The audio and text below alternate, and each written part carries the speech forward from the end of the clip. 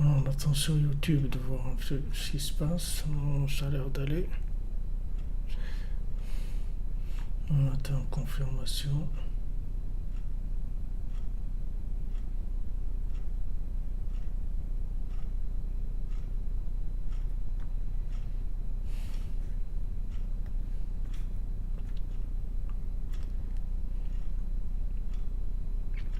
Amen. Vous aussi, M. Guenasser, que de bonnes nouvelles, mes attachants.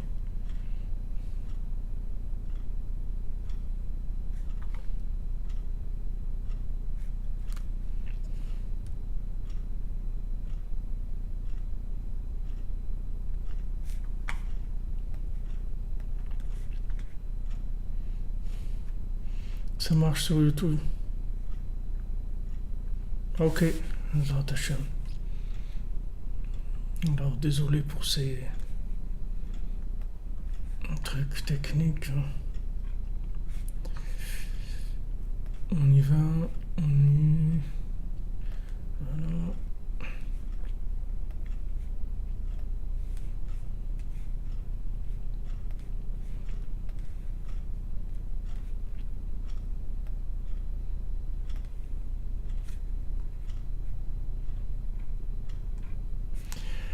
Voilà les amis, alors que des bonnes nouvelles, que des bonnes choses des Yeshuot,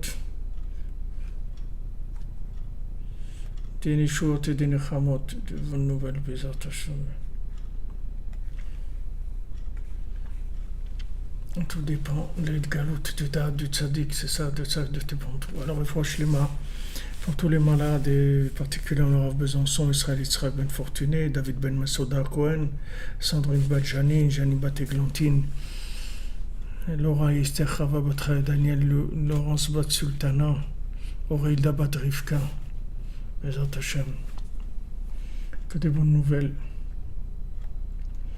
Alors il nous a dit notre ami Yitzhak Glassman que il paraît que le Rav Kanievski, il a dit que comme il y a des problèmes avec l'Eurovision, qu'ils vont faire ça Shabbat, alors il a dit pour adoucir, pour annuler les ondes négatives, il fallait se lever ce soir à Chatzot, et faire Tikkun Chatzot et faire Idbodé doute. Vous voyez, tout le monde y vient, tranquillement, doucement, Baruch Hashem. Tout le monde y arrive. Comme il a dit à Beno, tout le monde va venir chez lui, c'est une question de temps, c'est tout. Mais tout le monde va venir chez lui. Des athlètes. Tout le monde y vient. Alors, Léoula Nishmat Yonatan Chaim Chamous Ben Gabriel. Et Léoula Nishmat Noah Bat Esther Atlan. Et Shmuel Tibi.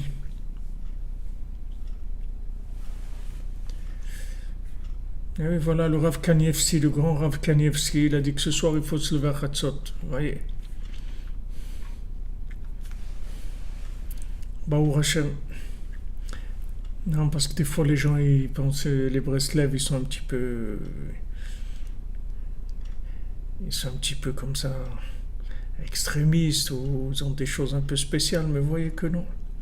Que quand il faut sortir l'artillerie lourde, alors les grands tzadikim aussi de la génération aussi disent voilà, Chatzot, Idbodé doute les amis, parce que il y a l'Eurovision Shabbat et ça risque de faire un peu de problèmes. Donc Ashrenu, voilà, non, on y est tous les soirs, on n'attend pas l'Eurovision, nous on a l'Eurovision tous les soirs. Baruch Hashem.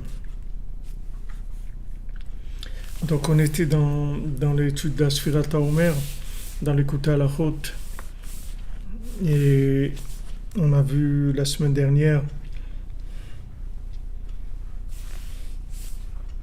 alors on a vu que particulièrement aussi, c'est-à-dire individuellement pour chaque personne, c'est la même chose, que le quart de la tchouva, c'est quand il a honte devant Hachem et il se présente devant Hachem comme un animal qui parle pas parce que il a rien à dire, parce que il ose pas parler, parce qu'il a honte, comme c'est écrit dans Raya Memna, dans le Zohar, que le cœur de la tchouva, c'est quand quelqu'un dit moi j'ai rien à répondre. Il ne parle pas ici de la hitbodedut. Ici, il parle de quelqu'un, on va lui poser des questions. Qu'est-ce que tu penses de ça? Qu'est-ce que tu veux que je te dise? Qu'est-ce que je pense ou que je pense pas? C'est pas ça qui est important.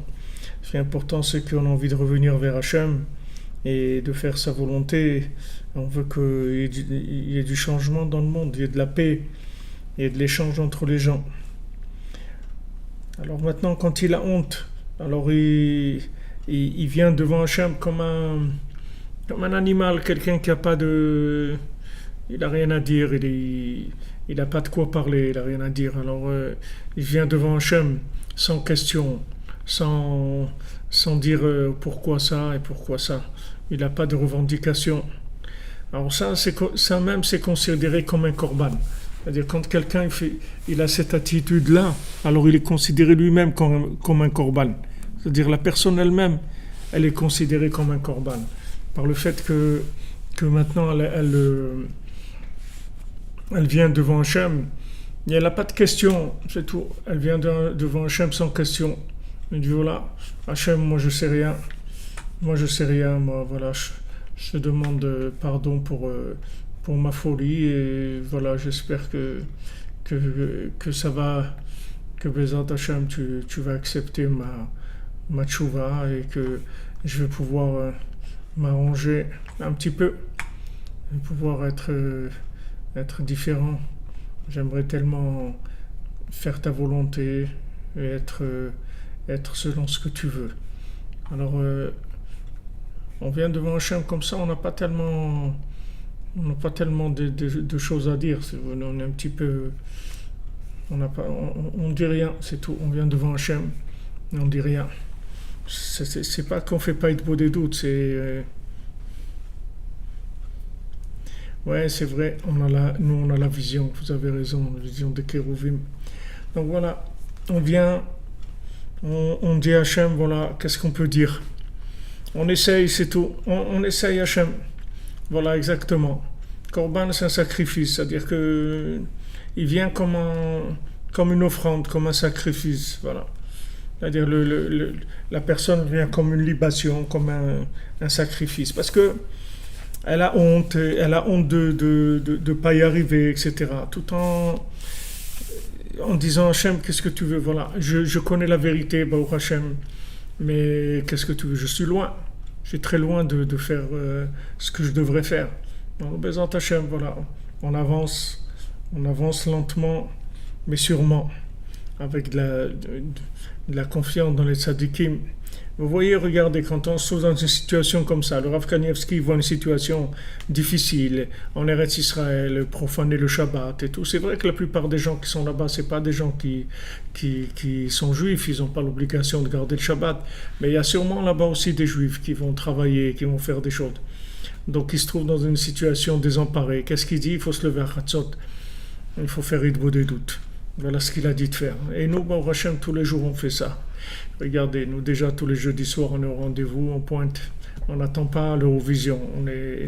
On n'attend pas les problèmes de l'Eurovision. On voit que les problèmes, on les voit déjà chez nous et dans le monde et tout. Et on sait qu'il faut utiliser l'artillerie lourde. Donc, Rabbeinu, quand il nous dit de faire Chatzot, alors parce que c'est parce qu'il sait que c'est ça dont on a besoin. C'est-à-dire, si on veut s'en sortir, c'est comme ça qu'on va s'en sortir. Bezrat Hashem. Et c'est ça le principe du Omer Seorim. C'est-à-dire, quand on amène le korban du Omer Seorim, c'est-à-dire une gerbe d'orge, c'est un principe de honte. Prinat Dmima Ushtika.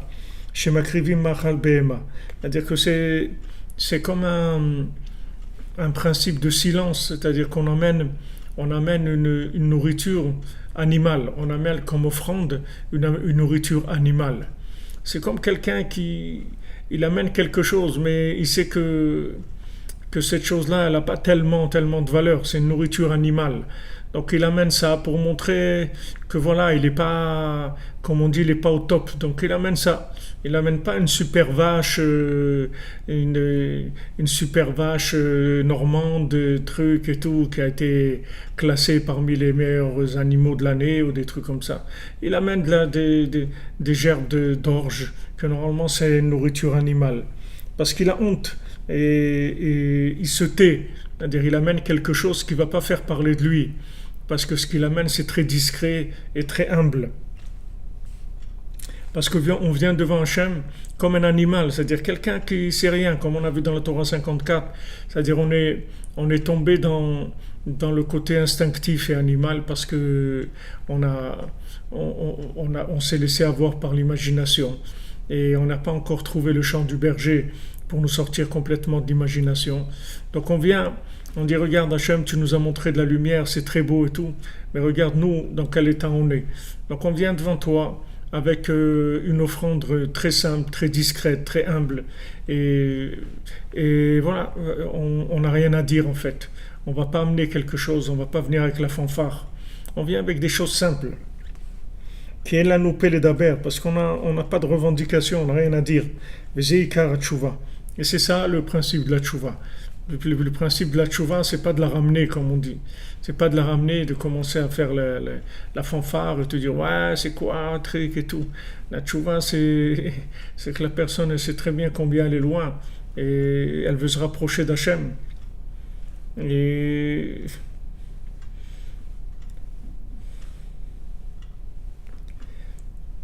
Et donc elle va pas faire de la fanfare, elle va pas faire le fanfaron comme on dit. Elle amène des choses simples, des choses qui vont montrer sa bonne volonté, mais avec de la honte. Comme c'est écrit dans Jérémia, on va s'allonger dans notre honte.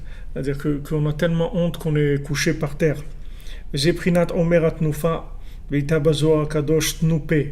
Maintenant, c'est ça le Homer Atnoufa. Homer Atnoufa, ça veut dire la gerbe de Homer, la gerbe de ce Homer Seorim, c'est-à-dire quand on amène ce bouquet-là d'orge et on fait la tenoufa, c'est-à-dire la tenoufa, ça veut dire le balancement. C'est-à-dire on balançait ces gerbes-là d'orge. Et nos sages disent tnoufa, qui veut dire le mot balancement, ça veut dire aussi tnoupé. C'est-à-dire on peut interpréter tnoufa, au lieu de dire tnoufa qui est balancement, alors on dit tnoupé, donnez-nous une bouche. Chez Anu Mevakshim Az Sheten la Noupé le Daber. Maintenant, qu'est-ce qu'on demande à Hachem? On dit Hachem, s'il te plaît, donne-nous une bouche, qu'on puisse parler. Qu'on puisse parler avec toi, qu'on puisse parler avec les autres. Comme on a vu qu'en Égypte, c'était en exil, c'était la parole, et la sortie d'Égypte, c'est la sortie de la communication, c'est-à-dire la délivrance de la communication, puisque Pessah, ça veut dire une bouche qui parle. Alors ici, on demande à Hachem, Tnoupé, c'est-à-dire que tout le Inyan du Homer, qu'on va compter tous les jours, qu'on va demander à Hachem, on va se languir, qu'on va dire voilà Hachem s'il te plaît, parce que comme on a vu que si on se languit pas pour la chose, alors même si on arrive à faire la chose, elle n'a pas grande valeur, puisque toute la chose, sa valeur, c'est combien de languissement, combien de vouloir il y a dans cette chose-là. Parce que Hachem, il peut nous proposer des choses, il peut même nous donner des choses, des choses extraordinaires. Hachem, il peut tout nous donner. Mais le problème, c'est est-ce que nous, on va vouloir ça? Est-ce que nous, on va se languir de ça? Est-ce que nous, on va aimer ça? C'est ça la question. C'est pas de recevoir des choses. Les gens, ils veulent recevoir des choses. Ok. Ils veulent recevoir, ils veulent se marier, ils veulent avoir des enfants, ils veulent une parnassa, ils veulent avancer dans la Torah, étudier la Torah, etc. Mais est-ce que maintenant ça, tu le veux vraiment? Il faut que tu le veuilles vraiment, parce que si tu le veux pas vraiment, alors on n'a rien fait. On est resté à la case départ du soir du Seder. Le soir du Seder de Pessah, Hachem nous montre une grande lumière. Cette lumière est gratuite. Et maintenant, pendant 49 jours, on va venir demander à Hachem le vouloir de cette lumière-là. On va dire, regarde, tu sais, cette lumière qu'on a vue, elle est magnifique. Et on l'aime, et on la veut vraiment. Et on l'attend. On veut vraiment que cette lumière, elle soit à nous. On veut qu'elle soit à nous. On veut vraiment vivre dans cette lumière. Et comment on fait ça? On fait avec alors le balancement, si vous voulez. C'est comme si on montre à quelqu'un devant lui, on lui fait passer quelque chose en le balançant devant lui. Et là, on dit Hachem, nous fasse et nous paie, donne-nous une bouche. C'est-à-dire que maintenant, on n'a pas de bouche parce qu'on a honte. C'est-à-dire quand on voit combien de choses tu nous donnes par rapport à ce qu'on est, alors on a honte. On peut pas parler comme quelqu'un il vous donne et vous savez que vous n'êtes pas du tout, c'est-à-dire vous méritez pas ça, tout ce qu'il vous donne. Alors ça vous rentre dans le silence, c'est-à-dire vous osez même pas parler. Vous rasez les murs, comme on dit, vous essayez de rester dans la discrétion la plus grande, parce que vous vous sentez pas apte à recevoir ces choses-là. Maintenant, Hachem il nous dit, moi je vous aime, je vous ai... Exactement, il faut prier pour vouloir. Exactement ce que vous dites, nous Frima. Il faut prier quand on veut pas, alors au moins prier pour vouloir. Comme elle dit la princesse qui s'est perdue, elle lui dit au second du roi, quand il vient la chercher, elle lui dit, tu peux pas me sortir de là où je suis. Il faut que tu te languisses, que tu es dans un endroit pendant 1 an et que tu te languisses et que tu veuilles me faire sortir.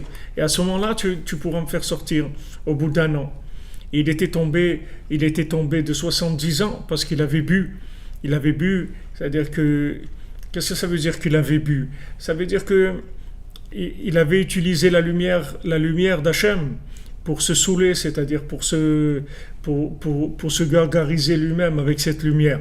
Mais il n'y avait pas eu un engagement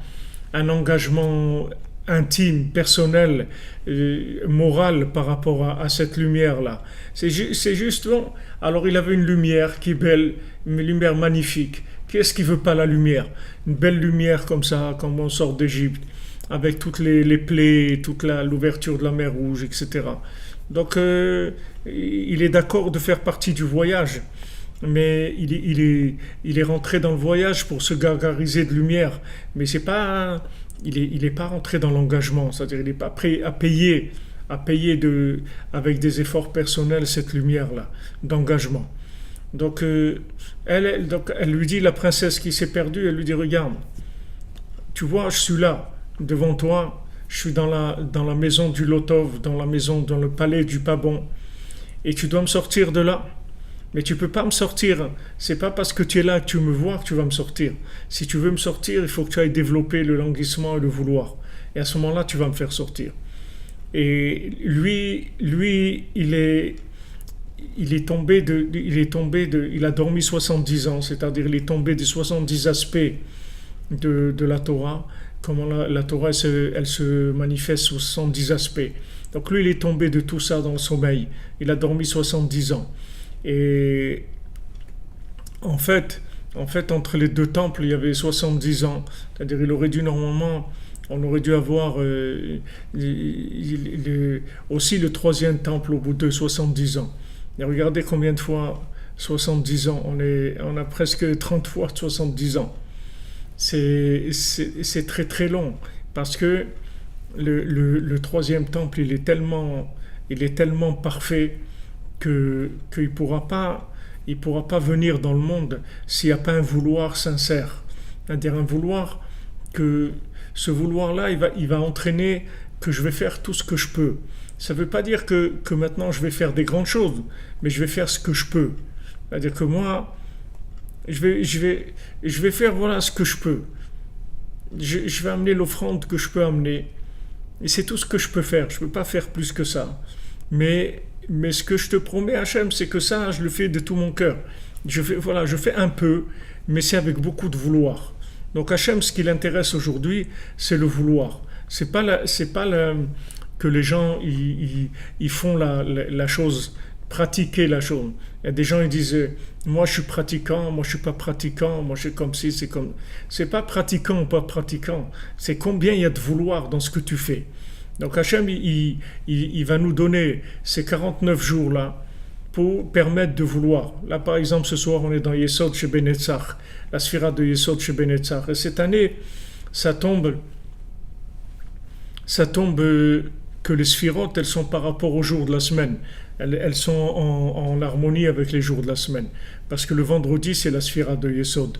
Donc maintenant, ce soir, on est dans Yesod chez Benetzach, la sphira de Yesod, qui est l'alliance dans Netzach, qui est dans la victoire, dans le côté de vaincre, l'alliance qui va gagner. Dire les chevaliers de l'alliance, les tzadikim qui vont gagner, qui vont arriver à créer l'alliance. L'alliance, ouais, l'intention, c'est-à-dire il faut avoir la bonne intention.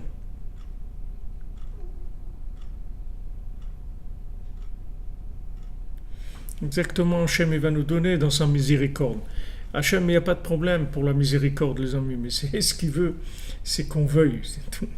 Il veut qu'on veuille, il ne veut pas qu'on crache dessus. Il a tellement peur qu'on crache dessus, comme le premier et le deuxième temple, qu'il ne peut pas nous le donner. Il ne peut pas. Il ne peut pas. Exactement, Yosef dans Rabbeinu. Exactement. Yesod chez Benetzach. Parce que maintenant, on est comme des animaux. Qu'est-ce qu'il fait l'animal? La vache, eh bien, elle regarde passer le TGV, c'est tout. Elle regarde, ah, c'est beau. Voilà, on a vu de la lumière, c'est beau. Alors nous, encore ce qu'on fait maintenant. Tu as vu la lumière, c'est beau. Alors qu'est-ce que tu fais avec ça? Qu'est-ce que tu fais avec cette lumière? Tu as décidé de faire quelque chose, tu vas faire quelque chose, tu vas te bouger quelque chose, tu vas essayer d'arranger quelque chose, faire ce que tu peux à ton niveau. Alors maintenant, quand on nous montre de la lumière et que maintenant on n'a pas eu de participation par notre vouloir à cette lumière, alors on est comme un animal. Qu'est-ce que c'est un animal? C'est la même chose. Un animal, il est dans l'imaginaire, il regarde des choses, il a des émotions, des sensations, il a de l'extase, il a devant des choses qu'il voit. Et voilà, c'est tout. Mais il n'a pas de date, il n'a pas de conscience pour faire quelque chose. Alors on vient devant Hachem, on dit regarde, on n'a pas de conscience, on a de la valeur de ce que tu nous donnes. C'est très beau ce que tu nous donnes. Mais où est-ce que nous on est par rapport à ce que tu nous donnes? On est tellement loin de ce que tu nous donnes. Rabbi Nachman, il a dit à quelqu'un une fois, il lui dit, est-ce que tu as honte des fois? Alors, je crois que c'est Rabbi Nathan qui l'a dit ça, je ne sais pas, je ne me rappelle pas si c'est Rabbi Nathan, mais il a dit, est-ce que tu as honte des fois? Alors Rabbi lui dit, moi j'ai tellement honte. Rabbi lui a dit que des fois, je rougis, je suis tellement rouge comme ça de honte devant Hachem, et je ne peux même pas bouger. Si je me trouve quelque part dans la pièce, alors je m'immobilise, j'ai tellement honte que je ne peux même pas bouger. Rabbi Nachman il dit, il faut tellement avoir honte qu'on ne peut même pas mettre la nourriture dans sa bouche, tellement on a honte de cette nourriture qu'Hachem nous donne. On a honte devant lui parce que on n'est pas conscient des choses. C'est-à-dire on n'est pas conscient, c'est honteux, c'est-à-dire ça donne de la honte à l'intérieur. C'est-à-dire qu'on n'est pas... On voudrait que ça se passe bien, mais qu'est-ce qu'on fait pour que ça se passe bien? Alors pendant ces jours du Homer, on a honte et on dit à Hachem, donne-nous une bouche, Tnoupé, Pesach, Tnoupé, Tnoufa, Tnoupé, donne-moi une bouche. Une bouche, que je commence à être un être humain. Un être humain, c'est un parlant. Pour l'instant, j'ai pas communiqué encore avec cette vérité. Je l'ai vu, la vérité, mais je l'ai vu comme une vache qui voit la vérité. Mais j'ai pas communiqué encore avec cette vérité, c'est-à-dire j'ai pas créé un lien comme l'alliance, j'ai pas créé un lien avec cette vérité qui m'engage. Comme quelqu'un, il a un ami, bon, des amis, c'est bien.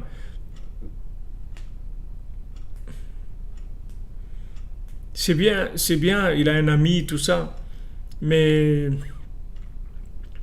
un jour il a un problème, alors il appelle son ami, il dit, tu sais, voilà, je voulais te demander, j'ai un problème, tout ça. Alors là, il dit, écoute, j'ai pas le temps maintenant, mais rappelle-moi dans une semaine et je vais voir ce que je peux faire. Ah, ok. Ben, je croyais que j'avais un ami. Ben ouais, tu croyais que tu avais un ami, ouais. Hachem, c'est la même chose. Hachem, c'est la même chose. C'est-à-dire que Hachem, il nous donne. Alors on est content parce qu'il nous donne. Baruch Hachem, il nous donne la santé, ça, tout ce qu'il nous donne. On est content. Mais est-ce que quand il y a un problème, un choix à faire, est-ce qu'on fait le choix par rapport à cette confiance-là que lui nous a donnée? Lui, il a confiance en nous, il nous donne tout.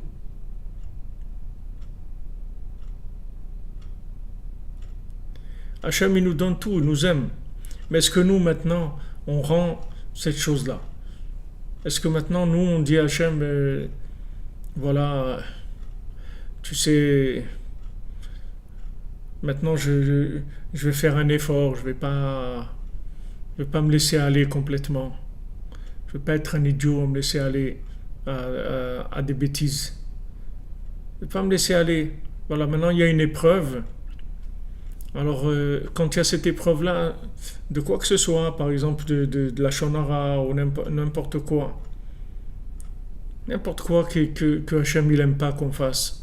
On dit Hachem, tu sais, voilà, regarde, tu vois maintenant, j'ai envie de faire ça, mais je ne vais pas le faire parce que je vois comment tu m'aimes et que tu me donnes tellement de choses qui sont bien. Alors, moi aussi, je vais faire. Moi aussi, je vais te montrer que je suis reconnaissant. Comme dit notre ami, on dit merci. C'est-à-dire, on est reconnaissant devant Hachem. Comme Yosef, il a son épreuve avec l'épouse de Potiphar.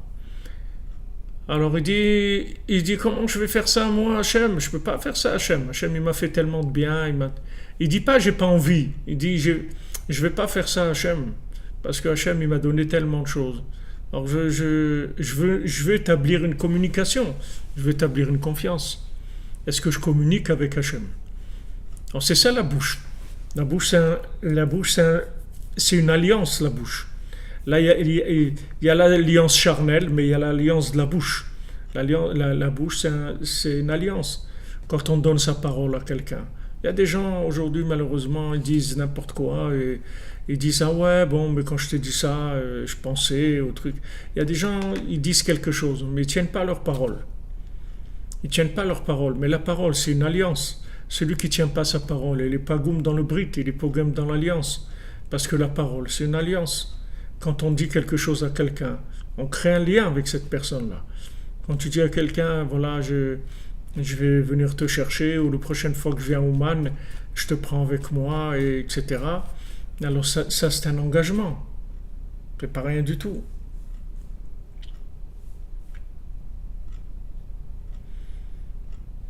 Voilà, comme il dit Neshek Taoun, Brit Mila. Qu'est-ce que c'est Brit Mila? Mila, ça veut dire un mot. Et Brit, c'est l'alliance du mot.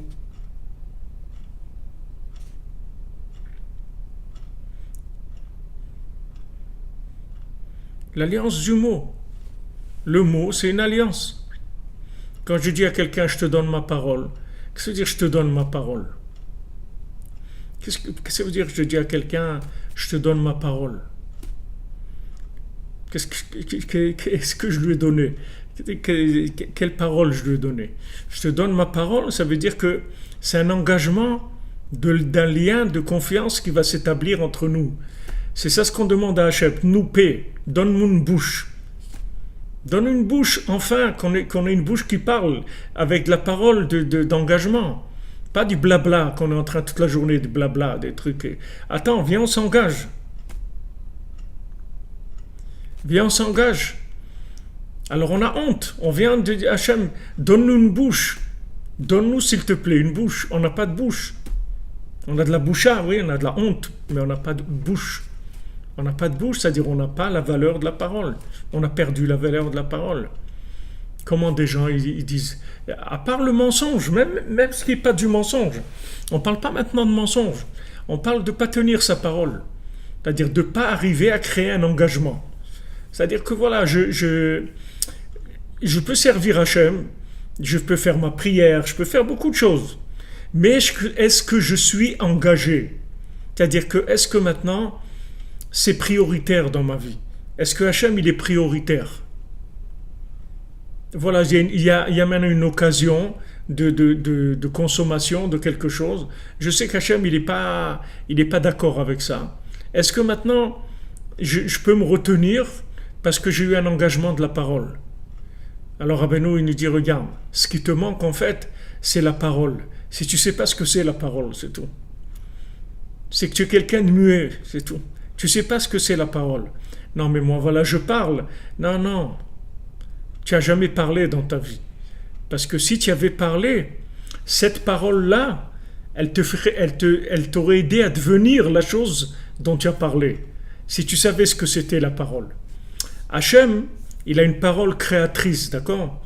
Baruch she'amar veya olam. Béni celui qui a dit et le monde a été, d'accord? Et le monde fut, le monde a été. Donc tu vois qu'Hachem, il crée avec la parole. Donc on dit à Hachem, s'il te plaît, donne-moi une bouche. Pas une bouche de blabla, pas une bouche de speaker de TF1. Donne-moi une bouche que quand je dis quelque chose avec ma bouche, je deviens cette chose-là. Comme un engagement que je prends avec quelqu'un. Je dis voilà, te promets, tu as ma parole, que je vais te garder cette chose-là pour toi.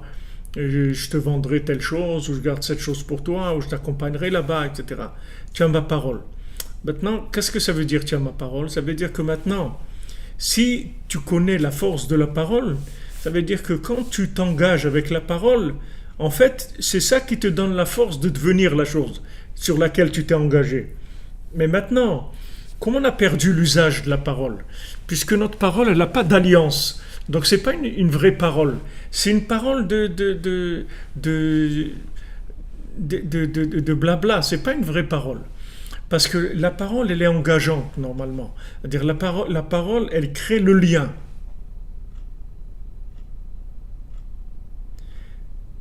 Vous comprenez?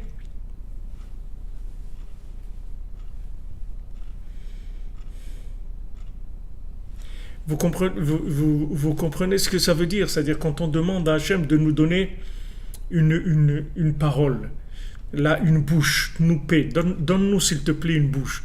Mais voilà, tu as une bouche, tu peux parler. Non, je sais qu'il existe une parole créatrice, c'est-à-dire une parole qui va me faire devenir la chose dont je vais parler. C'est-à-dire quand je vais parler, je vais devenir la chose. De la même manière qu'Hachem, il a fait être la chose, il a créé la chose avec sa parole, ou comme on a dit ce matin, que c'est pas que prendre appui sur la parole, c'est créer la chose avec la parole.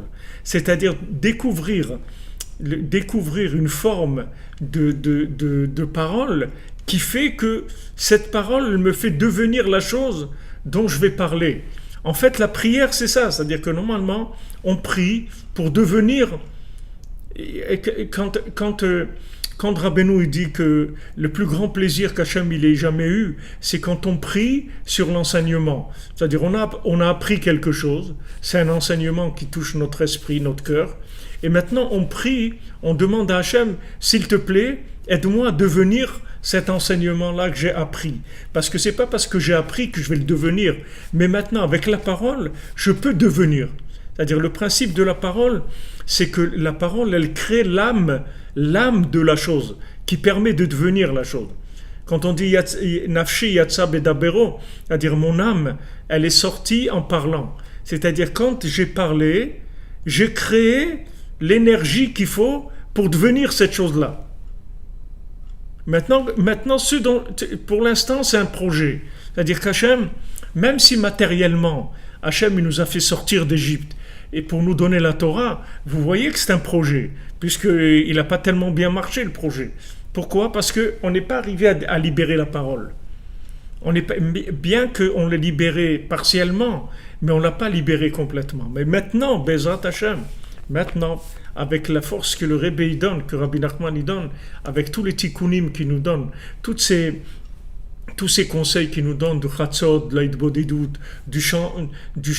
voilà un engagement, exactement. Un engagement. Voilà, incarner ce que l'on dit, très très bien, voilà, exactement. Incarner ce que l'on dit. C'est-à-dire que je deviens l'incarnation de ce que je dis. Il y a des gens, ils créent quelque chose avec leurs paroles. Ils disent quelque chose.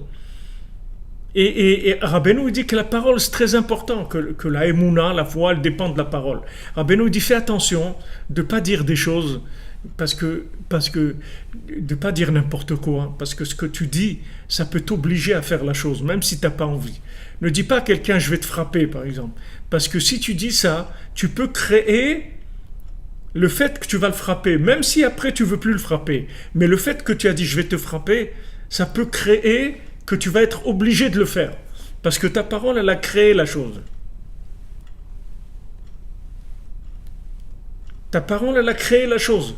C'est cette parole qu'on cherche. Qu'on dit le tzaddik, il est gozer, Hachem, il est mekayem. Quand le tzaddik, il dit quelque chose, même Hachem, il est obligé de faire ce que le tzaddik, il dit. Parce que le tzaddik, comme il a l'alliance, alors ses paroles, c'est pas stam des paroles. Quand il dit quelque chose, ça y est, on ne peut plus revenir en arrière. C'est fini. Il a créé la chose. Quand Rabbeinu dit en shumiyush baolam klal, tout celui qui va faire partie des gens de Rabbeinu, jamais il va se décourager. Parce que le Rebbe, il a dit en shumiyush baolam klal. C'est très fort la parole. Il y avait à Metz, il y avait le Shagatarié. C'est un grand rav qui avait à Metz, qui a écrit le Sefer Shagatarié, qui sont des halachot, des choses sur la halacha, des écrits sur la halacha, sur le Shulchan, sur les lois. Et il raconte là-bas qu'il y avait un monsieur qui était malade des poumons, et il voulait déménager. Alors, changer de ville pour le climat. Alors son père, il venait en rêve, qui était décédé plusieurs fois, très en colère, une fois, deux fois, trois fois, jusqu'à que cet homme-là, il comprenait pas que son père, il était en colère contre lui et tout. Lui, il voulait déménager pour sa santé. Alors le Rav, il a été voir le Rav lui a dit, regarde, dans la ville où tu te trouves maintenant, les animaux qui ont ces problèmes-là dans les poumons, ils sont considérés comme cachers, c'est-à-dire qu'ils peuvent vivre avec ça. Mais dans la ville où tu veux aller, le Rav là-bas, il dit qu'un animal qui a ça dans les poumons, il ne peut pas vivre. Donc si tu vas aller là-bas, tu vas mourir tout de suite. Donc reste tranquille, reste dans la ville où tu es. C'est pour ça que ton père, il est en colère. Parce qu'il sait que si tu vas habiter là-bas, tu vas rentrer sous la tutelle de la parole de ce Rav qui dit qu'un animal qui a cette maladie dans les poumons, il meurt. Donc si tu rentres là-bas, tu vas avoir l'influence de sa parole, tu vas mourir. Regardez l'importance de la parole, c'est-à-dire d'un homme. Plus l'homme il est important, plus sa parole elle est puissante. C'est ça qui donne son importance d'ailleurs. C'est la puissance de sa parole. C'est pas parce qu'il est important qu'il a une parole puissante. C'est parce qu'il a une parole puissante qu'il est important. C'est-à-dire que sa parole, elle crée des choses. Elle crée dans le monde des choses. Voilà, regardez, Baruch Hashem, toute cette équipe qui se lève à Chatzot et tout, qui s'est engagée. Vous êtes engagé pourquoi? Parce que là, vous avez la foi. Parce que Rabbi Nachman, il a dit, voilà, celui qui se lève à Chatzot, il entend la musique du berger. Regardez, c'est influencé même le Rav Kanievski, que lui-même, jamais il a parlé comme ça. Jamais il a dit, il faut faire Chatzot. Pourtant, des problèmes, il y en a eu. Hein. C'est parce qu'il manque. Mais il n'a jamais réagi comme ça. Et ça, c'est le mérite de tous ceux qui se lèvent. C'est eux qui ont le mérite d'influencer le monde. Parce que ça, c'est de la parole. Ça, c'est de la vraie parole. Ça s'appelle une bouche qui parle. C'est-à-dire une bouche de communication. C'est-à-dire le fait que maintenant, je rentre dans le monde de la parole, alors je vais commencer à incarner, comme a dit notre ami tout à l'heure, je vais incarner la parole. C'est-à-dire la parole, elle va me faire devenir la chose, et elle va faire devenir d'autres gens aussi. C'est pas que moi.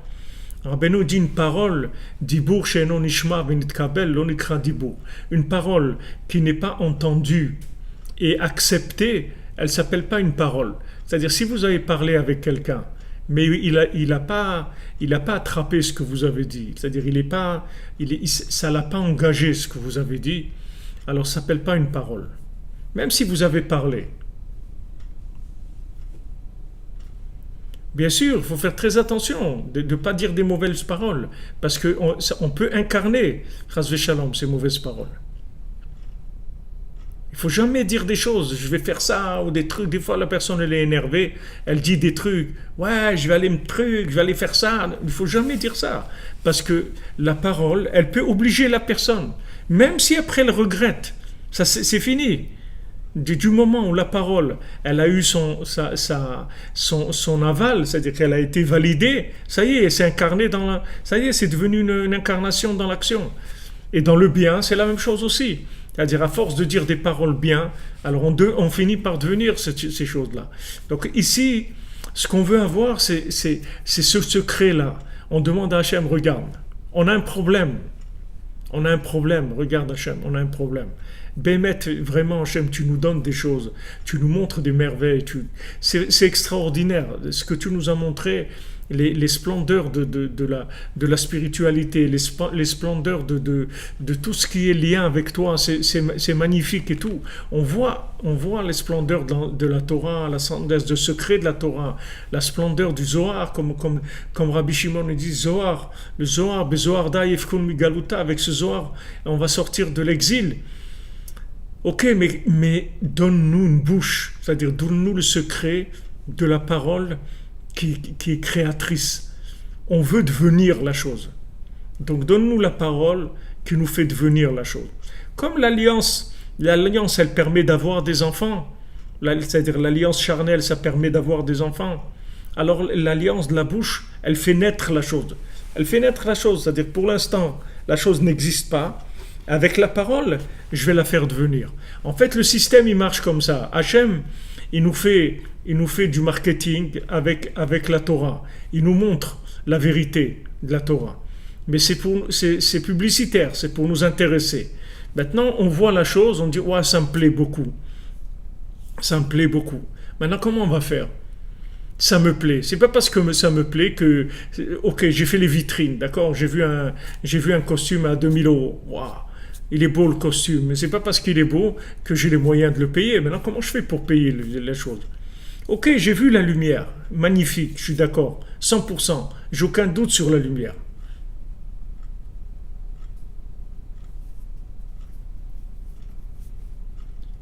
J'ai aucun doute, je suis d'accord avec ça. Maintenant, je te demande une chose, Hachem. Je veux devenir cette lumière-là. Je veux devenir l'homme ou la femme de cette lumière. C'est-à-dire que je veux être l'incarnation de cette lumière-là. Je veux devenir l'être vivant de cette lumière. C'est ça la bouche qu'on demande à Hachem. Donc quand on vient, quand on dit, regarde Hachem, on amène une offrande d'animal, c'est-à-dire on a amené de l'orge, c'est de la nourriture animale. Pourquoi? Parce que si maintenant, tu m'as montré cette lumière, ok, c'est une super vitrine, c'est merveilleux. Mais moi, n'oublie pas qui je suis. Si maintenant tu ne me donnes pas le secret de la parole, je vais rester un animal. C'est-à-dire, je vais regarder la lumière, mais moi, je vais rester comme je suis. Je vais rester comme je suis, ça ne va pas me changer. C'est pas parce que je vais les vitrines et que je vois des vitrines très chères que ça me donne de l'argent. Sinon, tous les gens ils seraient en train de faire les vitrines toute la journée. C'est pas parce que je vois des choses qui sont chères que ça me donne le moyen de comment je vais les acheter. Ok, c'est cher, c'est magnifique, mais ça me fait pas bouger. Donc c'est vrai que j'étudie des choses, c'est beau, je vois, c'est merveilleux, c'est un monde merveilleux. Le monde de la Torah, c'est un monde merveilleux. Le monde des tzadikim, c'est un monde merveilleux. C'est un monde merveilleux. Rabbi Shimon Bar Yochai, le Harizal, le Moshe Rabbeinu, le Baal Shem Tov, Rabbi Nachman, les Chassidim, toute la Torah, elle est magnifique, c'est beau, c'est beau. Mais moi, comment je deviens cette chose-là? Comment je deviens? C'est beau, je suis d'accord. Je suis entièrement d'accord. J'aime. Voilà, j'aime, je signe, j'aime. Mais comment je deviens? Comment je deviens cette chose-là? C'est ça, Tnoupé. C'est ça la bouche. C'est ça la bouche, c'est ça la parole. Cette parole-là, c'est une parole qui fait devenir l'individu, qui fait devenir la connaissance. C'est de cette parole dont on parle ici. Maintenant, avant d'avoir cette parole, on est un animal. Parce que l'homme, Adam, il s'appelle parlant. Medaber. Alors quand vous dites, Idriss, que vous voulez vivre dans la vérité d'Hachem, il faut découvrir la parole, il faut la prière. Et ça, chacun il a son langage. C'est-à-dire qu'on on peut pas dire voilà, c'est comme si, c'est comme ça pour tout le monde. Chacun, il faut qu'il travaille avec son langage à lui. C'est-à-dire ce qui le touche à lui. Rabbi Nachman, il dit, il faut que tu pries dans ta langue à toi. Dans ta langue, si par exemple ta langue maternelle c'est le français, alors tu pries en français. Et aussi dans ta langue aussi, c'est dans ton jargon à toi, dans ta sensibilité à toi, dans ta façon d'exprimer les choses de façon très intime, très personnelle. Parce que plus tu vas exprimer les choses, la prière, de façon personnelle, et plus la prière, elle va te faire devenir l'enseignement qui t'a intéressé. Maintenant, l'enseignement t'a intéressé, il t'a plu, Baruch Hashem, magnifique. Maintenant, comment je change? Comment je change? Je veux changer. Comment je fais pour changer? Alors, le secret, si vous voulez, comment on fait pour changer, c'est découvrir la force de la parole. Maintenant, ne croyez pas qu'on sait parler. Parce que ça, quand on croit qu'on sait parler, il n'y a pas quelque chose qui éloigne de la parole comme quelqu'un qui croit qu'il sait parler. Savoir parler, c'est-à-dire découvrir la parole qui fait devenir la chose. Exactement. Devenir cette chose-là. Je veux devenir cette chose-là. J'ai appris quelque chose, c'est beau. Hachem, je veux le devenir. Je veux devenir cette chose-là. S'il te plaît. Et qu'est-ce qu'on a dit? Qu'est-ce qu'on a dit avant? C'est quoi le nom d'Hachem? C'est quoi le nom de la tchouva? Et qui est? Je vais devenir. Hachem, il dit à Moshe Rabbeinu, quand ils vont te demander comment je m'appelle, tu leur dis qui est Hacher et qui est. Je vais être celui qui sera. Donc tu vois que en fait, Hachem, il te présente son nom comme quelque chose à devenir. C'est-à-dire que maintenant, j'apprends des choses, je vois des choses, j'entends des choses, tout ce que tu veux. Comment je deviens mieux? Alors Hachem, c'est le devenir. C'est le devenir de la connaissance. Il y a l'arbre de la connaissance et l'arbre de vie. L'arbre de vie, c'est le devenir de l'arbre de la connaissance. Hachem, c'est l'arbre de vie, c'est pas l'arbre de la connaissance. L'arbre de la connaissance, c'est pas Hachem. L'arbre de la connaissance, c'est un projet d'architecture, c'est sur papier, l'arbre de la connaissance. Mais l'arbre de vie, c'est l'engagement par rapport à cette connaissance-là. Alors maintenant, le secret que Rabbeinu il a amené dans le monde, c'est que comment on devient ce qu'on sait avec la bouche, avec la parole. C'est comme ça qu'on devient ce qu'on sait. Mais c'est pas la parole comme on a l'habitude de parler quand on va au supermarché ou qu'on parle à ça, que c'est des paroles de manipulation, des paroles techniques, des paroles de trucs, tout ce que vous voulez. Chacun se cache derrière un jeu, il parle, il raconte n'importe quoi par rapport aux gens qu'il y a, par rapport à tout ce qui se passe, etc. Non, il y a une parole qui n'est pas toutes ces paroles-là.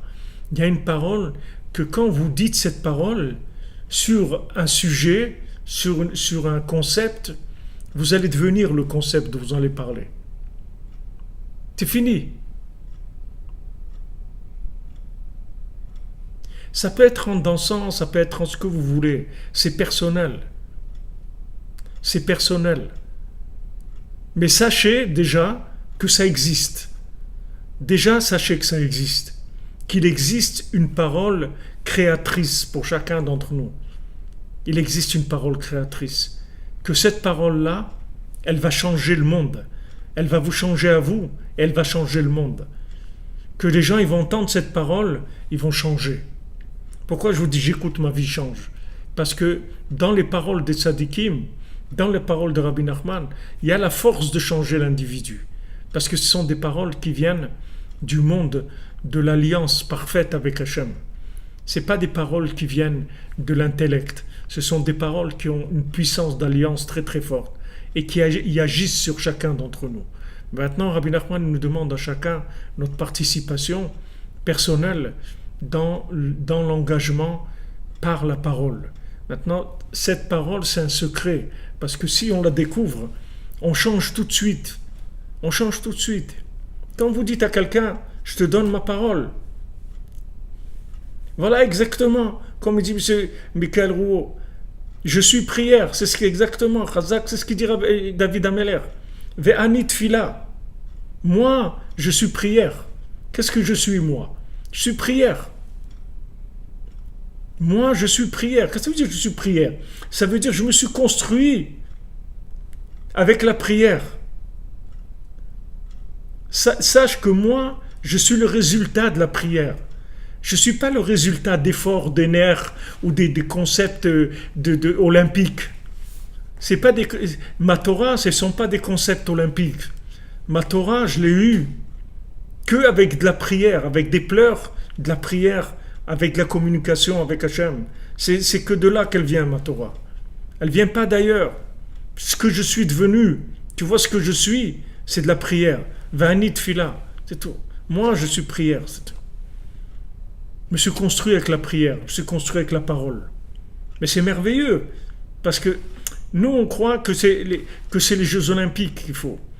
Alors, il faut une salle d'entraînement, et, il faut faire des efforts, il faut se battre, il faut jeûner, il faut se mortifier, il faut se faire violence, il faut se conscientiser. Tu peux te conscientiser tout ce que tu veux, tu resteras pareil. Tu ne vas pas changer. À un moment, ta conscience elle va être tellement grande que tu vas utiliser tes nerfs un peu pour un petit peu calmer ta conscience. Mais c'est pas ça changer. C'est pas changer. Hachem, il n'a pas créé le monde avec des nerfs. Hachem, il a créé le monde avec des paroles.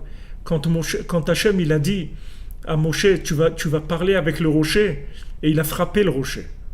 Quand il a frappé le rocher, ça y est, tout s'est arrêté. Tout a changé. Toute la donne, elle a changé complètement. Il a dit, tu rentreras pas en Eretz Israël, tu ne seras pas le Mashiach, il n'y aura pas le temple, il n'y aura pas... Tout, ça a entraîné toutes les conséquences de tout. Pourquoi? Parce que si tu n'es pas arrivé à obtenir la chose par la parole, ça veut dire que ce n'est pas le moment. Donc tu as utilisé la force, tu as frappé le rocher. Nous aussi, on a notre cœur, c'est un rocher. Nous aussi, c'est une pierre, notre rocher. Alors, notre cœur, nous aussi, on a un cœur de pierre. Alors qu'est-ce qu'on va faire? On va prendre un marteau, on va taper dessus, et qu'est-ce qu'on va obtenir de ça? Rien du tout. Rien du tout. Rabbi Nachman, il dit, tu ne vas rien obtenir du tout avec ça. Tu ne vas pas taper sur ton cœur, tu ne vas pas casser ton cœur, c'est pas avec ça.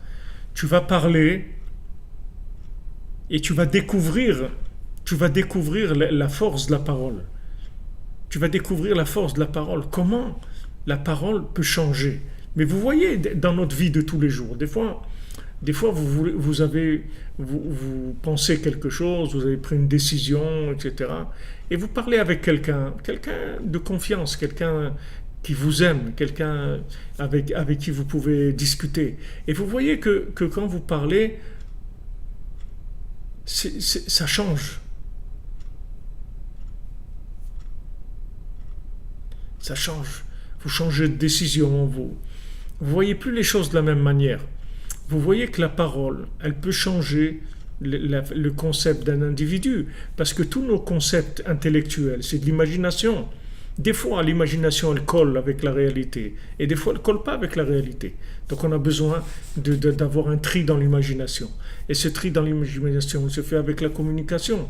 Donc maintenant, quand on a obtenu déjà la vérité, qu'on sait, au Hachem, que ça se passe là, on veut faire la volonté d'Hachem. Comment on fait la volonté d'Hachem? Comment je deviens ce que j'ai appris? Voilà, j'ai appris des choses, je veux devenir maintenant ces choses-là. Je ne veux pas faire un musée de la connaissance, je ne veux pas faire une bibliothèque nationale. C'est pas ça que je veux faire. Je veux devenir la chose que je sais, c'est tout. Je veux être en accord dans ma vie avec ce que je sais. Comment je fais? Ta parole nous paie. Donc toute la période du Homer, en fait, on va demander à Hachem de nous donner une bouche. C'est ça ce qu'on va demander. Hachem, donne-nous la bouche. Donne-nous la bouche, la parole créatrice. Donne-nous cette bouche qui crée. Donne-nous cette bouche qui fait devenir la connaissance. Parce que sinon, toute l'affaire, elle ne sert à rien. Parce que si je ne deviens pas la connaissance, qu'est-ce que je vais faire? Développer encore de la connaissance et de la connaissance et de la connaissance. Qu'est-ce que je vais faire avec tout ça? Qu'est-ce que je vais faire avec tout ça? Si je ne change pas, à quoi ça me sert tout ça? Ça ne me sert à rien.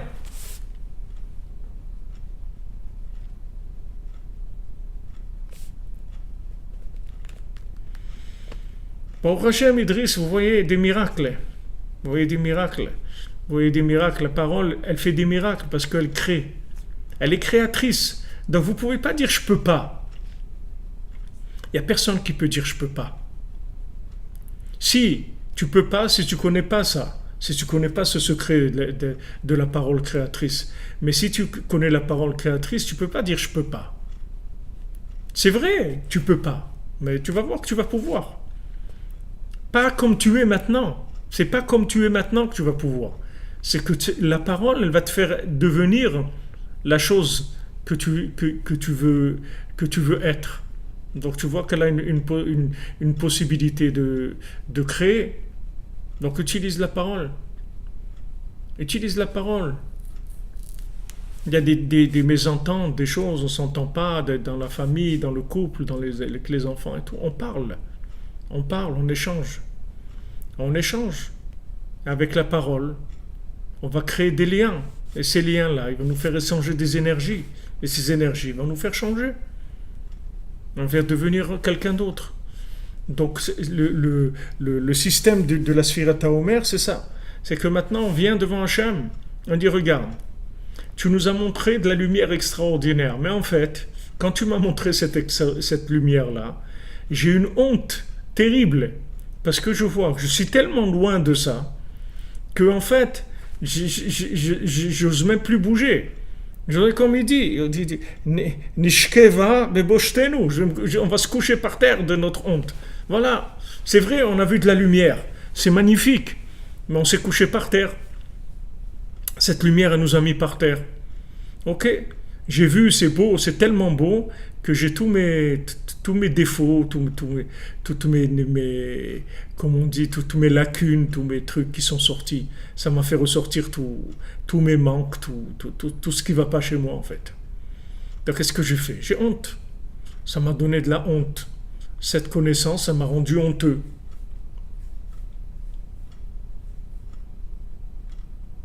M'a rendu honteux. Donc on demande à Hachem, on dit regarde, je ne vais pas rester comme ça. Alors s'il te plaît, donne-moi une bouche. Donne-moi la bouche qui fait devenir la connaissance. Alors voilà, Rabbi Nathan, il a fait le côté de Philote. Il a fait ça dans sa vie. Il a pris les enseignements de Rabbi Nachman. Il les a transformés en prière. Parce qu'il a fait le conseil de Rabbi Nachman. Rabbi Nachman, il dit tout ce que tu apprends, il faut que tu le transformes en prière. Parce que si tu le transformes en prière, tu vas commencer à devenir la chose que tu as apprise.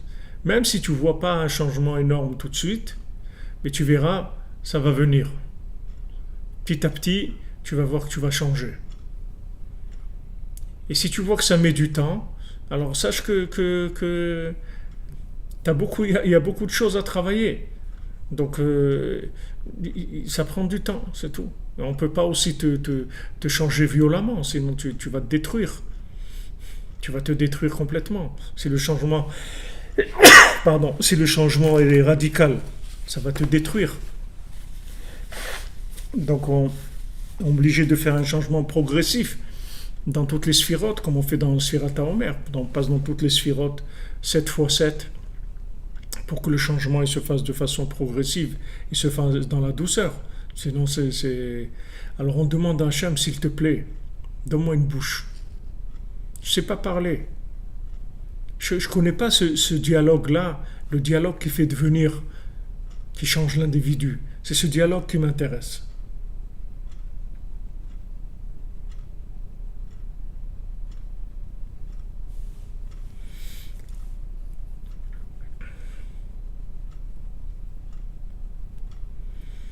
Exactement, l'écouter de Philote, c'est le 50e port de la Bina, de la Tchouva. La Tchouva, c'est la Bina. La Sphira de la Tchouva, c'est la Sphira de la Bina.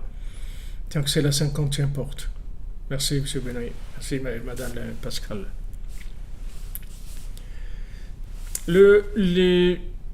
Si vous voulez, le conseil, il est là. Donc, Baruch Hashem, c'est quelque chose de magnifique. Parce que sinon, c'est l'angoisse. C'est vraiment l'angoisse de savoir tellement de choses. Et d'à côté, de voir qu'on est tellement loin de ce qu'on sait, ça angoisse. C'est-à-dire, à un moment, après, on n'a plus envie d'apprendre des choses. C'est à quoi ça sert? Ça nous angoisse, c'est tout. Qu'est-ce que je fais avec toutes ces angoisses-là? Baruch Hashem, il y a une méthode. Tnoupé, donne-moi une bouche, Hashem. Donne-moi cette bouche qui permet de devenir ce que je sais. Voilà, c'est tout ce qu'on. C'est ça le sens le plus profond et le plus simplifié de la Sphirata Omer. C'est le secret le plus grand de la Sphirata Omer et présenté de façon totalement simplifiée qui nous est accessible. Ça aussi, c'est la parole. Parce que si Rabbi Nathan ne l'avait pas rendu accessible, c'est des choses, on ne pourrait même pas imaginer que ça existe. Comment on aurait trouvé ça dans notre vie? Mais voilà, regardez la miséricorde d'Hachem.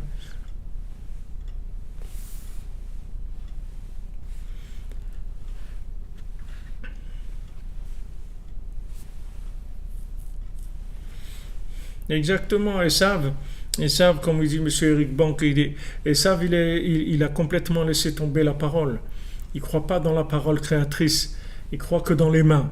Yadaim Yede Esav, les mains de Esav, Kol Yaakov. Yaakov, il sait que la bouche, c'est là où se trouve toute la façon de créer, d'obtenir les choses, de changer tout avec la parole.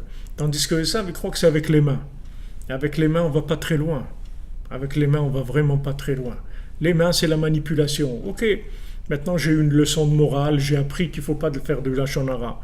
Ok, et j'ai envie de ne plus faire de la lachon hara. Ok, donc à partir de maintenant, je vais faire des efforts. Ok, alors si maintenant ça marche, ces efforts-là, alors ils vont marcher pendant 1 heure, pendant 1 jour, pendant 3 jours, pendant 1 semaine peut-être. Et après, ça y est, la décharge électrique, elle est partie. La pile elle s'est vidée, on est retourné là où on était avant. Et avec un peu plus de youch qu'avant, avec un peu plus de découragement, parce qu'en fait, compte, on voit qu'on n'est pas capable. On n'est pas capable. C'est pas que tu n'es pas capable, c'est que tu ne connais pas la méthode, c'est tout. C'est que maintenant, quand tu as eu un éveil, que tu n'as plus envie de faire la shonara, alors va vite prier sur ça. Va vite prier sur ça. Parce que maintenant, c'est comme ça que tu vas devenir cette lumière qu'on t'a envoyée. Que maintenant, tu es touché par ça. Plus que d'habitude. Maintenant, tu as eu un éveil. Comme on dit, Torerut, un éveil. Un éveil pour plus faire du lachon hara. Ok. Maintenant, Rabbeinu, il t'apprend comment tu vas devenir cet éveil-là. Comment cet éveil, il va devenir un acquis pour l'éternité. Tu vas utiliser la parole.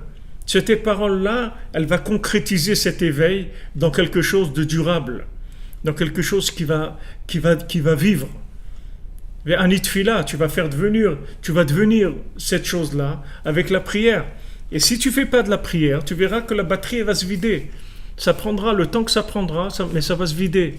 Parce que ce sont des énergies qui sont des énergies impulsives. Ce ne sont pas des énergies de connexion à l'infini.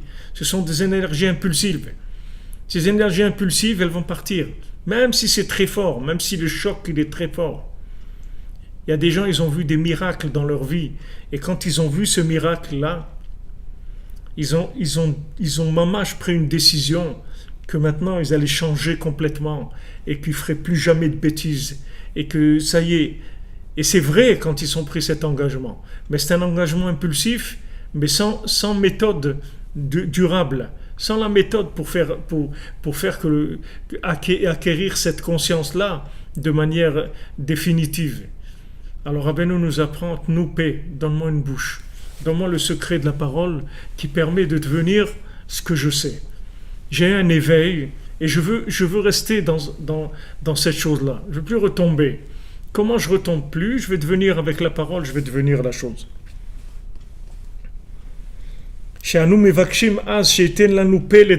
On dit à Hachem, s'il te plaît, donne-nous une bouche pour parler. Une bouche qui sache parler. Parce que maintenant on est comme des animaux.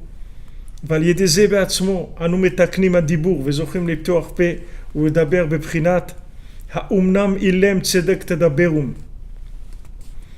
que maintenant, par ça même, qu'on vient devant Hachem et qu'on dit voilà, regarde Hachem, je suis comme un animal, regarde, je regarde la lumière, c'est beau, mais je ne sais pas comment faire.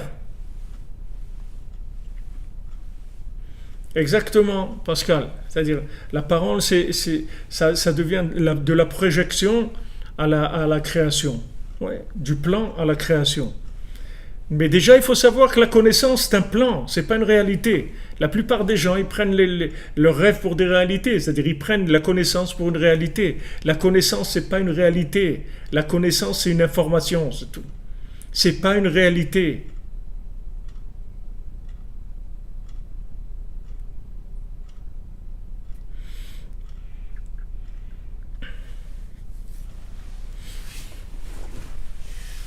Oui, c'est Rabbi Nachman, ce que vous dites, monsieur Bank, c'est Rabbi Nachman qui dit ça, que quand on est des fois quelque part, on marche des fois n'importe où, dans la rue, n'importe où, et on a un éveil comme ça, alors vous s'arrêtez dans cet endroit-là et priez. Et priez pour que cette lumière, elle devienne concrète. Alors maintenant, qu'est-ce qu'on fait? On vient devant Hachem, on lui dit, regarde, Hachem, moi j'ai vu ta lumière. J'ai vu ta lumière. Merci beaucoup. Je te remercie vraiment de tout cœur. Mais je ne sais pas comment changer. Je suis comme un animal. J'ai vu la lumière, mais ça ne me change pas. C'est pas parce que j'ai vu la lumière que je peux changer. Je ne change pas. Je ne sais pas comment changer. Alors il dit Rabbi Nathan que cette conscience-là, elle-même, c'est ce qui fait obtenir la parole, la force de la parole. Là, ce qu'il dit ici. Que c'est ça qui fait qu'on met en place le système de la parole. Et on a le mérite d'ouvrir la bouche, de pouvoir ouvrir la bouche, commencer à communiquer. Même les muets, ils vont parler des paroles de justice, des paroles vraies. C'est-à-dire que maintenant, quand la parole, c'est-à-dire la vérité est une vérité muette, parce qu'elle ne peut pas s'exprimer. Quand vous êtes avec des gens, vous voulez leur dire quelque chose, vous leur communiquez ce que vous avez ressenti, et vous n'arrivez pas. Et vous êtes comme quelqu'un de muet, vous avez une vérité muette. C'est une vérité que vous n'arrivez pas à transmettre au monde. Elle est muette. C'est-à-dire qu'elle n'a pas... Elle n'a pas le kéli, elle n'a pas l'ustensile qui fait circuler la parole. Elle n'arrive pas à circuler, elle n'arrive pas à aller dans le cœur des gens. C'est une vérité qui est muette. Alors déjà dans notre cœur, elle n'arrive pas à aller. Notre cerveau, il connaît des choses, il a appris des choses. Et on est d'accord avec ces choses, et on est convaincu, et on les aime, et on veut devenir, et on n'arrive pas. Alors, le fait maintenant qu'on a cette honte-là, justement d'être tellement en désaccord entre notre connaissance et notre comportement, cette honte-là, elle-même, c'est elle qui met en place le système de la parole pour pouvoir avoir une parole créatrice. Et à ce moment-là, on va parler de justice, de vérité. היינו, כשאומנם באמת כי אין לו פה לדבר, אזי יפתח פיו וידבר. À ce moment-là, sa bouche va s'ouvrir, il va commencer à parler. כי השם יתברך מקיים פתח פיך לאילם. Parce que Hachem lui-même, il accomplit ce qui est écrit dans Michelet, que Hachem, il ouvre sa bouche au muet. Petar picha le'ilem, ouvre ta bouche au muet. C'est pas écrit ouvre sa bouche, ouvre la bouche du muet, ouvre ta bouche au muet. C'est-à-dire que celui qui est muet, ouvre-lui ta bouche, c'est-à-dire donne-lui ta parole créatrice, comme tu as créé le monde, donne-lui ta parole, de manière à ce qu'il puisse changer, qu'il puisse devenir autre chose. La Hamida, Madame Gabali, la Hamida, c'est quelque chose, un texte qui du roi HaKodesh, il a été mis en place par nos sages, et c'est un texte qu'on fait en hébreu. C'est-à-dire qu'il y a un principe, c'est que tout ce qui est en hébreu, vous pouvez le faire même si vous ne comprenez pas, parce que l'hébreu, si vous voulez, ça inclut toutes les langues. Donc même la langue que vous comprenez, elle est dans l'hébreu. Mais ça, c'est valable pour toutes les choses officielles. Mais maintenant, les choses qui vous concernent à vous, de façon intime, votre prière à vous, par rapport à votre éveil personnel, par rapport à ce que vous avez envie qui change. Vous avez envie que votre vie change, vous avez envie que vos enfants ils soient mieux, vous avez envie que votre conjoint soit mieux, vous avez envie de choses qui sont personnelles. Ces choses-là, il faut les traduire avec vos paroles à vous. Il faut que vous trouviez les paroles qui sont en fait les paroles qu'Hachem il va vous donner pour que vous puissiez changer les choses de la même manière qu'Hachem avec sa parole il fait tout. Vous aussi, vous allez obtenir cette parole d'Hachem. Comme on dit ici, que Petar Picha le Ilem, ouvre ta bouche au muet. Adam comme c'est écrit dans le Chumash, dans la Torah. Maintenant, vous voyez Moshe Rabbeinu, il bégayait Moshe Rabbeinu. Pourquoi il bégayait Moshe Rabbeinu? Il bégayait pour ça, parce qu'il n'est pas arrivé à faire rentrer le Ham Israël en Eretz Israël. C'est pour ça qu'il bégayait. Parce que sur lui-même, sa parole, elle n'était pas... Il n'avait pas la parole de façon parfaite. Il n'avait pas la 50e porte de la Bina qui donne la parole parfaite. Donc même physiquement, il bégayait. Et le fait qu'il bégayait physiquement, ça indiquait qu'il n'avait pas la maîtrise totale de la parole, bien sûr à son niveau. Ça n'a rien à voir avec nous. Mais à son niveau, pour arriver à accomplir sa mission de façon parfaite, il n'avait pas encore la parole de la 50e porte. Parce que s'il avait eu la parole de la 50e porte, il aurait pu convaincre tout le monde.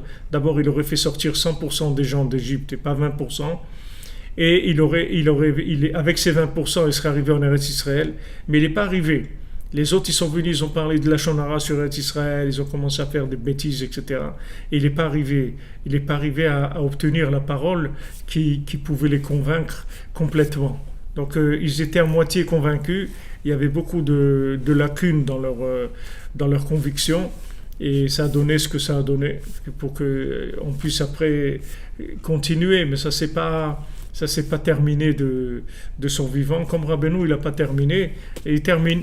Il a dit j'ai terminé, je vais terminer. C'est-à-dire qu'on ne se fasse pas de soucis. Il manque rien, tout est fait déjà. Là, puisque Rabbeinu, c'est le cerveau de la 50e porte, donc il a tout mis en place, il n'y a pas de problème. Seulement, dans le vécu, ça va mettre un peu de temps, mais on espère que Bezat Hashem, ça va se raccourcir, là, qu'on va pas rester, on va plus attendre très longtemps. Alors Hashem, il a dit à Moshe Rabbeinu, Mi sampe la Adam, ou mi yasum ilem. Qui est-ce qui a donné une bouche à quelqu'un? Qui est-ce qui a rendu quelqu'un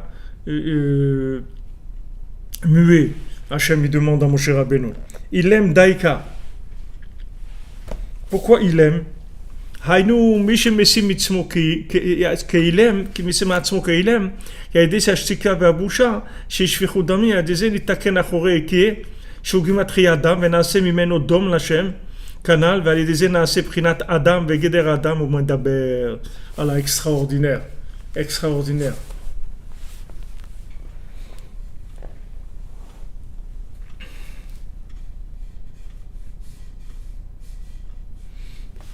Extraordinaire.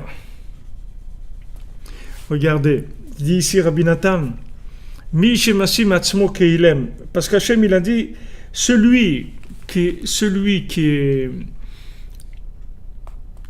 qui se considère comme muet. Pourquoi? Parce que maintenant il vient devant Hachem, il dit regarde Hachem, moi j'ai la connaissance, bon, Hachem tu m'as appris ce qu'il faut faire, seulement je n'ai pas le comportement adéquat, c'est-à-dire je ne suis pas du tout en rapport avec ma connaissance. Alors j'ai honte.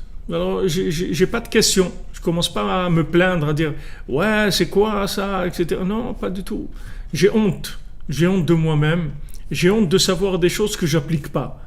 Alors il dit maintenant le fait que tu te considères comme un muet, c'est-à-dire que tu sais que en fait la chose qui t'empêche de devenir ce que tu sais, c'est parce que tu n'as pas la parole, c'est comme ça que tu vas trouver la parole. Donc il dit que celui qui Messim Atzmo Keilem, celui qui se considère comme un muet devant Hachem, parce que il se tait tellement il a honte d'être tellement loin de ce qu'il sait, chez Ishfichut Damim. Et ça, cette honte-là, c'est mamash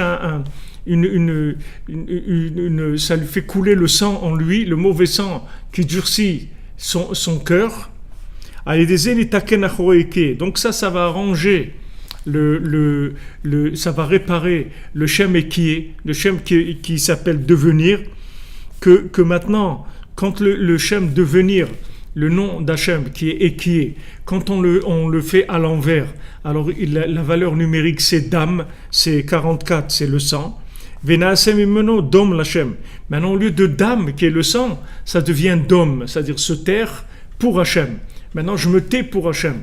Je transforme le fait que maintenant je sais que en fait la honte que j'ai, elle vient du fait que j'arrive pas à vivre les connaissances que j'ai. Donc ça me donne je me tais, je me tais, j'ai honte. Ça va me rendre Adam, c'est-à-dire que maintenant je vais sortir de Dom et je vais devenir Adam. Je vais sortir du silence et je vais devenir Adam. Et Adam, c'est Medaber. Adam, c'est celui qui parle. Donc vous voyez comment Rabbi Nathan il fait l'évolution de la chose. C'est-à-dire que maintenant la tchouva c'est comme ça. Le principe de la tchouva, c'est-à-dire de la progression, toute progression, elle marche comme ça. Je vois de la lumière, d'accord ? Quand je vois de la lumière, j'essaye de réagir par rapport à cette lumière. Qu'est-ce qu'il y a un problème dans le son là ? D'accord. Voilà. Qu'est-ce qu'il y a là? Voilà, là je crois que ça a repris. Sur Facebook, je crois qu'il n'y avait pas de son. Là.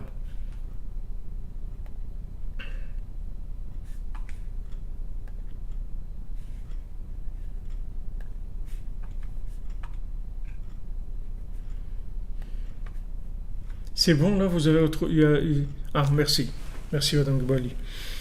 Donc, Rabbi Nathan, il nous met en place, je répète, parce que peut-être qu'il n'y a pas eu le son depuis le début, là. Ça a repris, non? Ok. Merci. Donc Rabbi Nathan, il nous explique comment fonctionne le principe de la tchouva et en fait le principe de la dynamique du progrès. Il y a un éveil, c'est-à-dire je reçois un message, un éveil. Cet éveil-là, il est fait pour me donner envie d'avancer, d'accord ? Maintenant, quand je vois l'éveil par rapport au niveau où je me trouve, je vais avoir honte parce que cette lumière que j'ai vue, elle va me montrer mon éloignement par rapport à cette lumière-là. Cette lumière, c'est une vérité. Et je vais prendre conscience que je suis loin de cette vérité. Donc j'ai honte. J'ai honte. Quand j'ai honte, qu'est-ce qui se passe ? Ça fait saigner le sang qu'il y a du côté gauche du cœur. Quand quelqu'un a honte, il devient rouge. Alors cette rougeur-là, elle vient du sang du côté gauche du cœur. Et ce sang du côté gauche, c'est lui le cœur dur qui empêche de vivre les choses, qui empêche d'être sensible à la vérité, qui empêche comme on dit, aujourd'hui, tu as appris des choses, maintenant amène-les vers ton cœur. Amène-les vers ton cœur. Et le côté gauche du cœur, c'est de la pierre, il est dur. Il veut pas laisser avancer. Alors maintenant, quand on arrive à se taire, justement parce qu'on a eu honte, on a eu honte de voir cette connaissance et de voir qu'on est tellement loin de cet éveil, de cette connaissance, de cette vérité. Ça même, ça va transformer le dam, le sang, en dom, c'est-à-dire on se tait. Et à ce moment-là, on devient Adam. C'est-à-dire que, et Adam, c'est quoi? C'est Medaber, c'est celui qui parle. Et à ce moment-là, on arrive, quand Rabbeinu dit, Leman Yizamecha Kavod Veloidom. Et à ce moment-là, on arrive à l'honneur d'Hachem, et on va chanter pour Hachem, et on va plus se taire. On va plus se taire parce qu'on va avoir le secret de la parole. Et on va avoir le secret de la parole créatrice. Maintenant, Mashiach, qui est Messiah, c'est celui qui va avoir la parole de façon parfaite. Donc lui, il va faire, quand il va parler, il va faire devenir les gens. C'est-à-dire que quand il va leur faire un discours, en fait, tous les gens, ils vont devenir le discours qu'il a dit. Donc il va parler aux gens, et les gens, ils vont changer, ils vont évoluer, ils vont tous changer. Parce qu'ils vont entendre des paroles de vérité qui sont créatrices, pas des paroles de vérité qui sont intellectuelles. Mashiach, ça ne va pas être quelqu'un, ça va pas être un intello, Mashiach. Mashiach, ça va être quelqu'un qui est capable de transformer les individus avec sa parole. Donc pour nous individuellement, voilà comment ça fonctionne. C'est-à-dire que maintenant j'ai un éveil à la tchouva, je comprends quelque chose que j'avais jamais compris, je découvre quelque chose que j'avais jamais découvert. Qu'est-ce que je fais? Maintenant j'ai une période de prise de conscience avec la honte qui accompagne cette chose-là, puisque maintenant j'ai honte d'être tellement loin de cette vérité. Cette honte-là, elle va libérer le sang qu'il y a du côté gauche du cœur, et je vais sortir du mutisme. Et je vais commencer à découvrir la parole créatrice qui va me faire devenir la chose que j'ai apprise. Cette chose-là que j'ai découverte, cette chose-là que j'ai apprise par miséricorde d'Hachem, par miséricorde des tzadikim. Maintenant, la honte que j'ai par rapport à cette chose-là, c'est une étape, c'est l'étape de préparation à la parole. Donc maintenant, c'est pour ça que Rabbeinu dit, celui qui veut faire tchouva, on lui dit attends. C'est-à-dire que tu as vu une lumière, elle est magnifique et tout, maintenant tu vas attendre. Pendant cette attente-là, tu vas avoir cette honte que cette lumière, elle est tellement belle et toi tu te trouves tellement loin de cette lumière dans ton comportement. Alors pendant cette attente-là, il va y avoir un nettoyage qui va se faire du côté gauche du cœur, et après tu vas découvrir la parole créatrice. Dès que tu vas découvrir la parole créatrice, c'est fini, tu vas devenir ce que tu as appris. Et à ce moment-là, ça y est, ça s'appelle Tchouva Shlema. Et maintenant, tu vas découvrir encore autre chose. C'est-à-dire que tu vas faire tchouva sur la tchouva sans arrêt. Maintenant que tu es devenu cette chose-là, alors on va te donner un autre éveil, une autre dimension de vérité, une autre dimension de conscience. Voilà les amis.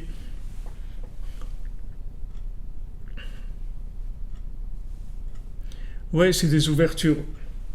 C'est des ouvertures sur la mélodie. Voilà, dans ce moment-là, on cherche cette mélodie-là qui va nous amener, Bezat Hashem, vers la connaissance véritable. La mélodie, ce qu'elle a d'extraordinaire, c'est que quand vous connaissez la mélodie de la connaissance, alors vous n'avez plus besoin de passer par cette étape-là, parce qu'en fait, la mélodie de la connaissance va vous faire devenir automatiquement la connaissance. C'est-à-dire, si vous entendez la mélodie de la Torah 54 ou de la Torah 6, alors vous devenez tout de suite la Torah. Et comme il y a un petit peu toujours dans l'enseignement de cette mélodie, donc elle nous change automatiquement sans avoir besoin de passer par l'étape dont on a parlé. Mais pour l'instant, voilà, on a pris cette technique-là qui est la Sphirata Omer. Donc le soir du Seder, on a vu cette lumière. Pendant les 49 jours, on a cette honte-là de ne pas être au niveau de cette lumière qu'on a vue. Et ça va nous donner la parole qui est la parole de la Torah de Shavuot, c'est-à-dire la parole d'Hachem Mamash, c'est-à-dire la parole créatrice. Merci à vous les amis, merci de votre présence et votre participation, de votre réactivité, et c'est merveilleux, c'est tout. On est arrivé à quelque chose de merveilleux, c'est quelque chose d'extraordinaire. Grâce à vous, ce qu'on voit dans les textes, grâce à votre présence et votre recherche, c'est merveilleux. Alors Shabbat Shalom les amis, des bonnes nouvelles, et on continue dans Sphirata Omer, et on se retrouve dimanche à l'antenne, et on prie Bezat Hashem les uns pour les autres, pour que tout aille bien, et on demande à Hashem d'avoir pitié de ces gens qui font l'Eurovision. Les pauvres, qu'est-ce que vous voulez? Ils savent pas, qu'est-ce qu'on va dire? Quelqu'un il sait pas, qu'est-ce qu'on va lui en vouloir parce qu'il sait pas. Il croit que c'est ça, la vie, il croit que c'est l'Eurovision, les trucs, qu'est-ce que vous voulez faire? Mais Bezat Hashem, avec la parole du tzaddik, on va y arriver. Tous ces gens-là, ils vont aussi, vous croyez qu'ils aiment ça? C'est pas ça qu'ils aiment, mais ils ont rien d'autre à faire, alors ils ont trouvé ça. Mais Bezrat Hashem, vous allez voir que le monde va changer, ça va changer, tout va changer. Maintenant, nous, on va les juger positivement. Avec ça, on va les changer. Donc, on les juge positivement. On dit que ces gens-là, en fait, ce qu'ils cherchent, c'est la parole d'Hachem.